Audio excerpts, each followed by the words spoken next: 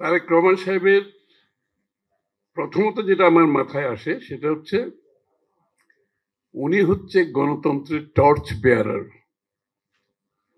Very important. উনি গণতন্ত্রের বাতিঘর। এটা ফ্যামিলিতে, ইট রানস ইন দ্য ফ্যামিলি। গণতন্ত্রের, বহুদলীয় গণতন্ত্রের প্রথম উদ্যোক্তা যিনি প্রবর্তন করেছেন জিয়া রহমান সাহেব, সবাই জানি আমরা। এরপরে গণতন্ত্রের জন্য এককভাবে শুরু থেকে শেষ পর্যন্ত দীর্ঘ লড়াই করেছেন জনাব বেগম খালেদা জিয়া। স্বৈরাচার বিরোধী আন্দোলন কোনো কম্প্রোমাইজ করে নাই, যে জন্য আপসহীন নেত্রী হয়েছেন গণতন্ত্রের জন্য।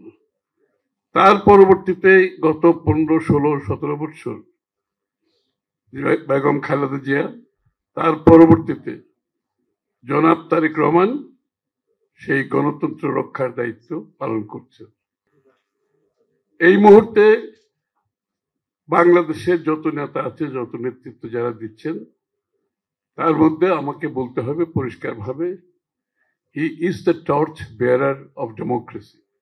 এই প্রথম একজন রাজনীতিবিদ বাংলাদেশের, ওনার জিয়া রহমান সাহেব, দেশনেত্রী বেগম খালেদা জিয়া এবং তারেক রহমান সাহেব যে টর্চটা নিয়ে এগিয়ে যাচ্ছেন, আগামীর বাংলাদেশে জিয়া রহমান সাহেব সাহস করে যে পেইনফুল ডিসিশন গুলো নিয়েছেন, যে পেইনফুল ডিসিশন,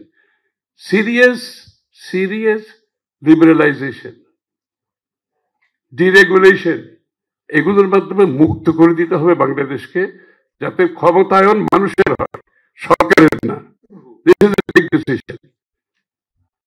ডিরেগুলেশন করে, ডিলিবারালাইজেশন করে মানুষকে ক্ষমতায়ন করতে হবে, সরকারকে ক্ষমতায়ন না। This is a big step forward. এবং আপনারা দেখবেন অনেক বড় বড় ডিরেগুলেশন হবে, অনেক বড় বড় লিবারালাইজেশন হবে। এটা ওনার ইচ্ছা যে মানুষকে ক্ষমতায়ন করা, সরকারকে নয়। সবার আগে বাংলাদেশ, এই কথার মধ্যে এটা একেবারে পরিষ্কার আছে, যারা বুঝার তারা বোঝা উচিত। কিন্তু ওইখানে এই ইস্যুগুলো আরেকটু ইলাবোরেট করে উনি বিভিন্নভাবে বিভিন্ন সময় বলেছেন। সেটা হচ্ছে পরস্পর সম্মানবোধ, চারটা বিষয় এখানে। এই সম্পর্ক হতে হবে পরস্পর সম্মানবোধের পরিপ্রেক্ষিতে, মিউচুয়াল রেসপেক্ট। এই সম্পর্ক হতে হবে মিউচুয়াল ইন্টারেস্ট এবং পরস্পরের স্বার্থ সংরক্ষণের মাধ্যমে। থার্ড হচ্ছে আপনার স্ট্র্যাটেজিক অটোনমি, অর্থাৎ বাংলাদেশের সিদ্ধান্ত, ভূতাত্ত্বিক, জিওপলিটিক্স, ভূরাজনীতিক যে বাংলাদেশের সিদ্ধান্ত, সেটা বাংলাদেশ নিজে নেবে, কারো নির্দেশে নয়, কারো সাথে আলোচনার পরিপ্রেক্ষিতে না।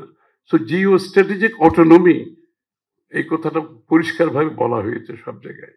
এবং এই আমাদের আরেকটা হচ্ছে বাংলাদেশের চারটা, একটা হচ্ছে বাংলাদেশের অভ্যন্তরীণ বিষয়ে কোনো হস্তক্ষেপ করা চলবে না।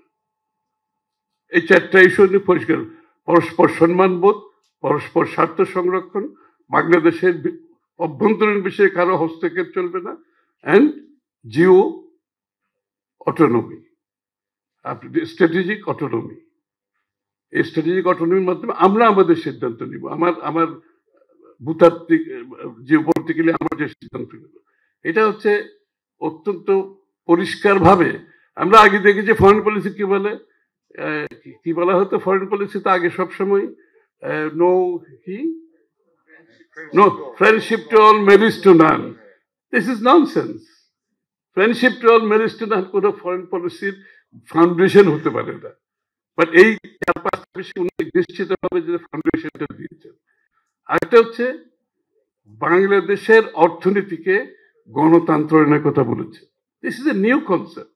কোন দেশে, কোন বাংলাদেশে তো নয়, খুব বেশি দেশ আমার জানা নাই যে আপনি রাজনীতিকে গণতন্ত্রের কথা বলা হচ্ছে, তার মধ্যে ভোটের সব অধিকারের কথা বলা হয়েছে, বাট অর্থনীতিকে গণতন্ত্রের কথা বলছেন তারেক সাহেব। অর্থাৎ অর্থনীতিকে গণতন্ত্রের কথা মানে বাংলাদেশের উন্নয়নের যে রাজনীতি, বাংলাদেশের অর্থনৈতিক যে কর্মকাণ্ড, এটার সুফল বাংলাদেশের প্রত্যেকটি মানুষের কাছে পৌঁছতে হবে। একটি গোষ্ঠীকে পৃষ্ঠপোষকতার মাধ্যমে অর্থনীতি চলতে পারে না, যেটা আমরা বিগত 15 বছর দেখছি। একটা গোষ্ঠীকে পৃষ্ঠপোষকতা করে এত পাওয়ারফুল হয়েছে, তারা শেষ পর্যন্ত রাজনৈতিক সিদ্ধান্ত তাদের হাতে চলে গেছে।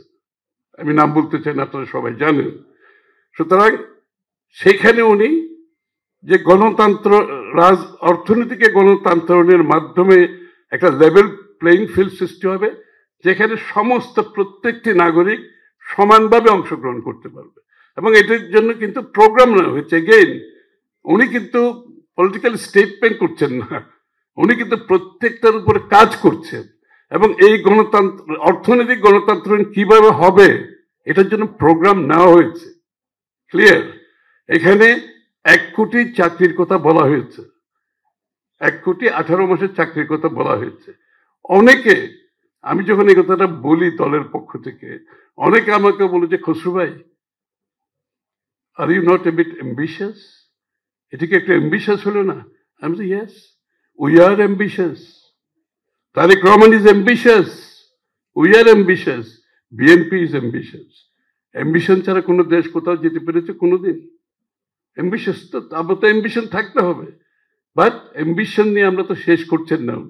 উনি এই অ্যাম্বিশন ফুলফিল করার জন্য কোন সেক্টরে কত চাকরি হবে, কত বিনিয়োগ করতে হবে, স্কিল ডেভেলপমেন্টের জন্য কি করতে হবে, তারপরে আপনার আমাদের গ্রামে গঞ্জে কামার কুমার আর্টিজেন যারা আছে, তাদেরকে কিভাবে সার্ভিস ডেলিভার করে, তাদের প্রোডাক্ট উন্নয়ন করে, তাদের ডিজাইন উন্নয়ন করে, তাদেরকে ব্র্যান্ডিং করে, তারা অনলাইনে যাতে এগুলো বিক্রি করতে পারে, আলিবাবা, অ্যামাজন, ইবে এর মাধ্যমে যাতে বিক্রি করতে পারে তাদের বাড়িতে বসে, এগুলোর প্রোগ্রাম নেওয়া হয়েছে। উনি খালি বক্তৃতা দিয়ে শেষ করছেন না তো, সাথে সাথে বলছে দলের মধ্যে এগুলো আমরা কিভাবে let us work on it, যাতে ডে 1 থেকে, যদি আমাদেরকে জনগণ নির্বাচিত করে, ডে 1 থেকে পারফর্ম করতে হবে। এবং ইয়াং জেনারেশনের চাকরির ব্যাপারে, ম্যাট্রিক, আইএ, বিএ, এই ব্যাপারে এই যে 1 কোটি চাকরির জন্য আর কোন কোন সেক্টর আছে? একটা হচ্ছে আমাদের IT related business. IT related বিজনেসের মধ্যে 2 লক্ষের মতো এখন আমাদের ফ্রিল্যান্সিং করে ছেলেমেয়েরা। আমরা এদেরকে ফর্মালাইজ করতে চাই, মনিটাইজ করতে চাই, মেইন স্ট্রিম ইকোনমিতে নিয়ে আসতে চাই। তারেক রহমান সাহেবের কমপ্লিটলি প্রোগ্রাম আছে এদেরকে কিভাবে স্কিল ডেভেলপমেন্টের মাধ্যমে ই বিজনেসের মধ্যে আপনি নিয়ে আসতে পারেন। সুতরাং এটা একটা বিরাট আমাদের বড় জনসংখ্যা হবে, আমাদের ইয়াং ছেলে মেয়েরা, যেমন আমাদের পাশের দেশে যে কল সেন্টারগুলো আছে, যে ডেটা সেন্টারগুলো আছে, অনলাইন ট্রেডিং যে প্ল্যাটফর্মগুলো আছে, আমাদের ইয়াং ছেলেমেয়েরা খুব ভালোভাবে করতে পারবে। এখন যে আকারে করছে, আমরা এটাকে ফেসিলিটেট করার জন্য তারেক রহমান সাহেব ওপেনলি বলেছেন, আমি পেপ্যাল ওপেন করে দেবো। এখন যে টাকা পয়সা আসা নেওয়ার যে অসুবিধা, যেটা আনঅফিসিয়াল আনছে, আমরা অফিসিয়াল করে দেবো, পেপ্যাল দেবো, আরো প্ল্যাটফর্ম দেবো আমরা। সুতরাং এটা একটা বিষয় আছে।